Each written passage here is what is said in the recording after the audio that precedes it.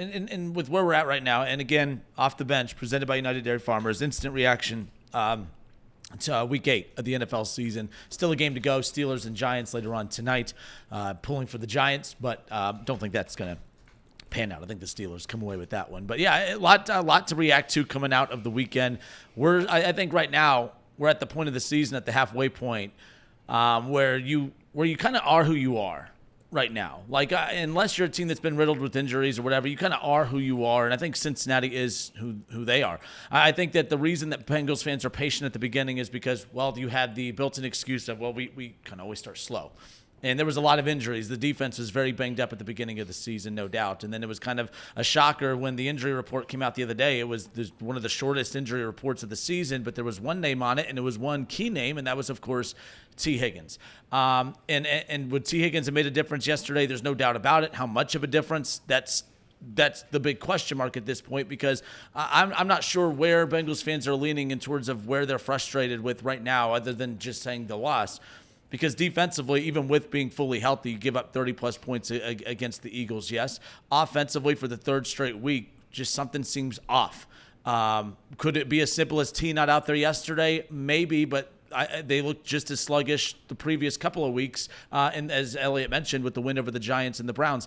I was intrigued by this matchup. We talked about it Friday, mainly because I didn't really know who the Bengals were heading into this Eagles matchup, and I thought we were going to learn a lot about both teams, and unfortunately we did. I think we learned that the Eagles, with Jalen Hurts and A.J. Brown and Devontae Smith and those guys, it's a pretty good football team over there. Washington getting all the love, as they should. They're the new exciting team over there. But Philly, they've navigated through some, with the issues they've had with their coaching staff, everything. They've kind of navigated through the murky waters a bit. They'll be all right. But the Bengals, it was one of those, okay, when they were scoring a lot of points, they were losing football games. And then when they stopped scoring a lot of points, they'd won back-to-back games. So I was like, who the heck is this team?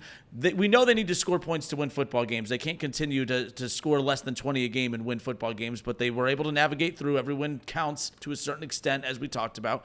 But yesterday, for the third straight week, was 17 points put up on the board. They've averaged 16 points, the offense, 16 points the last 3 weeks. 1 touchdown a game through the air. Obviously, from play calling to just the look, the vibe, the feel, the scheme, whatever it is, coaching, Zac Taylor, there's so much to dissect from what happened yesterday, because we learned that, okay, yeah, defense is still a problem, but something we didn't think a problem is a problem. It's the offense, too. It's Zac Taylor. I've defended Zac Taylor a lot to you guys, saying, hey, guys, can we stop blaming Zac Taylor for everything, that this team has a lot of holes. But I said that initially because offensively they're fine. When they were putting up 30 a game and losing because they were giving up 30 a game, I was like, let's hold off on burying Zac Taylor. But for 3 straight weeks, we're almost going a full month now where this offense just does not look like it's rolling. And you don't have an excuse. You have Joe Burrow, no T yesterday, but you've had T and Jamar for most of the season. There's really no excuse to be talking about some of the offensive deficiencies that a lot of people are talking about at this point. The problem is, as each week has gone on, they've got healthier. And as each week has gone on, there's actually been more question marks that have come about. I don't get it. It doesn't make sense. This was supposed to be a season that there were Super Bowl expectations, and now I don't even know if the expectation is to make the playoffs. Mathematically, still very much in the hunt. But with what we saw yesterday, the offense a problem, defense, even when healthy, still a problem. Zac Taylor still seems to be regressing and losing. I don't say losing the locker room, but like he threw Burrow under the bus a little yesterday. Oh, and you think he's losing the locker room? Yeah, this is the most off I've seen this Bengals team. We've seen them sluggish starts in seasons past. This isn't a start anymore. This is the halfway point. This is no longer a slow start. This is a 3-5 football team that had Super Bowl expectations that now I don't think the expectations are to even make the playoffs. I don't know what to make of this Bengals team. And it's disappointing because it's a talented roster and it's just not working. And it's not like it's a talented roster like the Jets that you threw together. The core has been there for a while. You plugged holes in the offseason to make this team better. And this team just seems off in so many levels. It's not just the defense, it's the offense. It's not just the offense, it's the play calling, it's the coaching, it's the scheme. Maybe when we had Trey Wingo on before the season, when he said everything he's hearing, he has sources that were covering the Bengals and saying something's off. I even said, I love Trey Wingo, but like I don't get that vibe. We've had Jay Morrison on. We had multiple Bengals reporters on. There was no vibe of things being off in camp outside of the Jamar Chase situation. He might be right. There was something off about this team heading into the season, and whatever that is still seems to be lingering 8 weeks in. Right now, I think I'm starting to kind of get over the hill of how much I'm hurt by this Bengals season, because this just isn't a very good football team. And at this point, as the rest of the season progresses, we're going to try to play spoiler for some teams that are trying to get in. And if we get really lucky and can win 7 of 9, then maybe we sneak in as a 7 seed and can dash a division winner's hopes in the first round. But I think that's the maximum I'm hoping for right now. This team is not good enough to win a Super Bowl. This team's not good enough to win multiple playoff games. And that's just the reality of the situation at this point. Last night I was texting with Reed, and I was like, it's so upsetting. I'm not ready to go talk about the Bengals this week. I'm going to do a show with Tom. I'm going to do a show with Kinner. They're going to have all their takes coming in, and I'm not going to be able to handle it. And he texted me back. He goes, why do you care? This isn't a very good football team.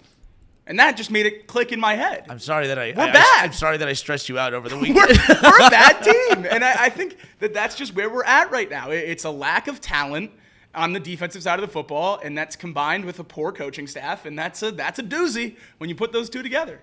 It's a horrible coaching staff. Yeah. Horrible.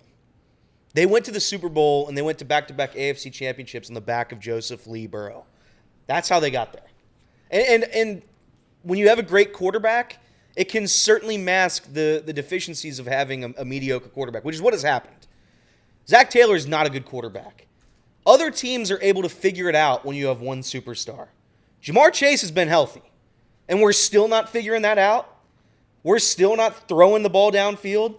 What do you have, 10 catches yesterday for 50 yards? 9. But yeah. How about you throw the ball downfield a couple times? Maybe. Try to air it out. What do you have on the first drive? 4? Yeah. I mean, using the rest of the game. I mean, Jaden Daniels can throw it 95 yards when it matters. And that's the biggest part. I think when it matters most, I think Zac Taylor hides in a turtle shell. I think he's a turtle, and he goes back into his shell when you need a big play. How is the play call on 4th and 1 a screen behind the sticks? How is that the play? And I was watching some of your guys' show yesterday. The running game's not great. The running game's not the best in the league. It's probably towards the bottom. Bottom 3, I believe. But 4th and 1, how is that the play call? There's no excuse. There's no rational thought behind it. You have Joe Burrow, you're paying him $55 million a year, and you're telling him to throw it behind him? On 4th and 1, down 7 points in your own territory. It's inexcusable at this point to continue to not use Joe Burrow. I don't know how many weeks I have to sit and watch the team where the offense isn't good. I don't care that T. Higgins is out. T. Higgins is very important. He's a very good wide receiver. Very good. Mike Gesicki was great yesterday. He was great. I'm sick and tired of it. The fact that this offense can't be consistently good at this point is a joke. Somebody's responsible for it. And that's why I said at the beginning of the year, the fact that we still have to sit here and talk about the beginning of each season with losses. You lost to the Patriots at home. You're 0-4 at home. It's great that you went to a Super Bowl. Patriots just beat Aaron Rodgers. That's true. It's great that you went to a Super Bowl. It was the best moment in my fandom as a Cincinnati sports fan. But what are we doing? Figure it out. The defense is bad. I get it. The roster construction coming into this season, a joke. Terrible. Terrible. But if we're going to sit here and act like we can't win football games because our defense is bad, there's a lot of bad defenses in the NFL. And maybe yesterday it wouldn't have happened. But the offense scored 17 points. That doesn't win football games. And everybody knows that going into games despite what this defense has been. Zac Taylor has to have figured it out by now. You have Jamar Chase. You have Joe Burrow. You have competent options around him. Not good options at this point without T. Higgins, but competent. Teams win with worse. So now we're sitting here on what's the date? August 28th, halfway through the season? This had to have been figured out by now. You haven't beaten one good football team. One. You beat the Carolina Panthers, who might be the worst football team in NFL history.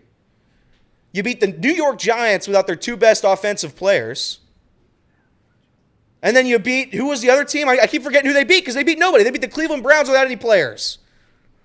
And by the way, we were talking about it before the show, Jameis Winston enters that game instead of DTR, you lose. Probably by 2 scores. The team isn't good enough. It's the responsibility of somebody to figure it out. In my opinion, that's on the head coach and the NFL franchise. I know what I've said about David Bell. I know the coaching in Major League Baseball. I know my opinion on it. I think it's vastly different in the NFL. Vastly.